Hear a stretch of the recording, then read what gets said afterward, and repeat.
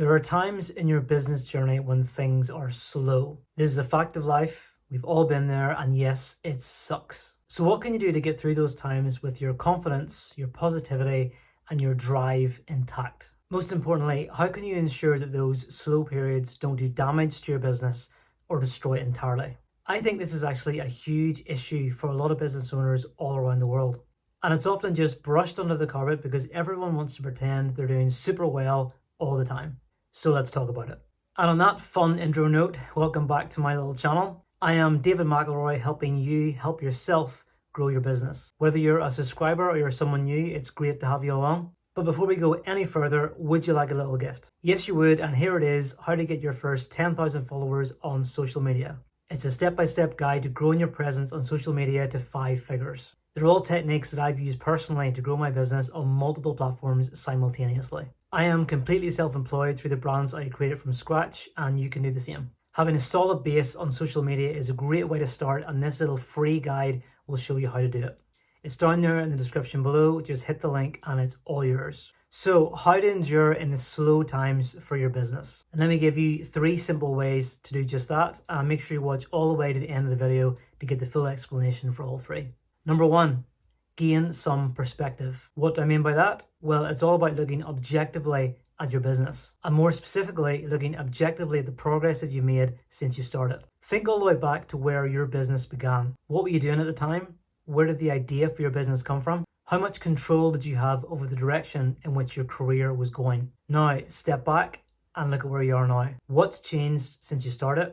How have things improved? What are you doing now that you weren't doing or couldn't do back then? My business, Trek and I, started as a little blog. It was just a hobby on the side. I had no idea at the time that I could make any money from it. If you told me back then, when I uploaded my first ever blog to the website, that Trek and I would one day reach over 1 million people a year, and I would never have to work for anybody else ever again, I would have laughed in your face. But that's how it is now. There are still slow times, of course, but I've learned to endure them by taking a step back and looking objectively at how my business has grown since it first started. And trust me, if you do this, you'll come away with a fresh understanding of how much your business has grown and how much you've achieved since you started. Even if your business has only been going for a few months or a couple of years, you'll still be able to see at least some progress. So take heart in that, be encouraged. Not everyone can start a business, and even fewer can keep them going through the hard times. Secondly, whenever business is slow, view that time as a gift. When the COVID-19 pandemic hit in March 2020, my business had been going for about 3 months max. And suddenly I found myself with very little income and very few savings to rely on too, and I had to rely on those because I had so little coming in at the time. Everything was locked down. Other businesses had no money to spare for promotion, which is where most of my money comes from Trek and I, so there's very little I could actually do at the time. But what that enforced slow period did for me was give me time. I was able to step back, analyze my business approach, and try things I never tried before. Part of that was forced. I had to be creative and experiment with new ideas to make sure my business could survive that really, really tough period. Because back then it was just purely in its infancy stage. But looking back now, it was actually the best thing for me, if that makes any sense. There are so many aspects of my business that just wouldn't exist now if I hadn't had the time to step back and be creative and try things I never tried before. Whenever business is slow, use that time to your advantage. See it as a gift if you can. And thirdly, and most importantly, whenever business is slow, use that time to rest.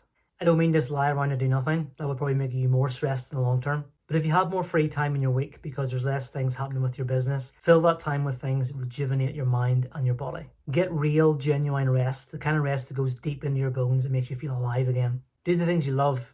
Get some exercise, read a book, watch that movie that you've been putting off for a long time that you're dying to see. Do some gardening, spend some time with your friends and family if you can. I guarantee if you use the slow periods in your business to get some rest, the kind of rest your body and your mind need to feel alive again, you'll come out the other side with a clearer vision for your future and be better equipped to deal with problems further down the line. Every business goes through slow times. Sales drop, bookings decrease, productivity declines. And those times are scary, naturally. They can even make you wonder if you should have started a business in the first place. But the key to enduring those slow times isn't to do double the amount of work, or pay for ads on social media, or beg people to support you.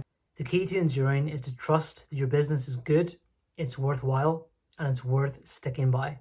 If I had an amazing car and I got a flat tire one day, I wouldn't just say, oh well, maybe it wasn't that great after all, and just walk away and leave it. Of course you wouldn't. You would stay right there with the car, you would get the tire changed, and you would take it home because you invested in it and it's worth keeping. I know that's kind of a dumb analogy, but you get what I mean. If times are slow, know that there's an ebb and a flow to business and things will get better further along the line.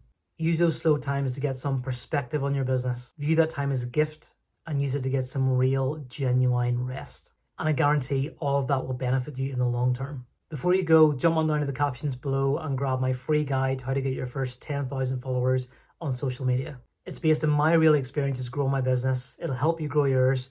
And did I mention that it's free? Keep enduring, friends. Things do get better. Your businesses are worth it, so don't give up. If you found this video helpful or encouraging in any way, you're welcome to subscribe by hitting the little bell below. It's a great indicator for me that my content is actually useful, and it helps me endure as well in what I'm trying to do. And if you're not ready to subscribe just yet, a quick like is also good. So thanks for hanging out. Let's do it again soon. See ya.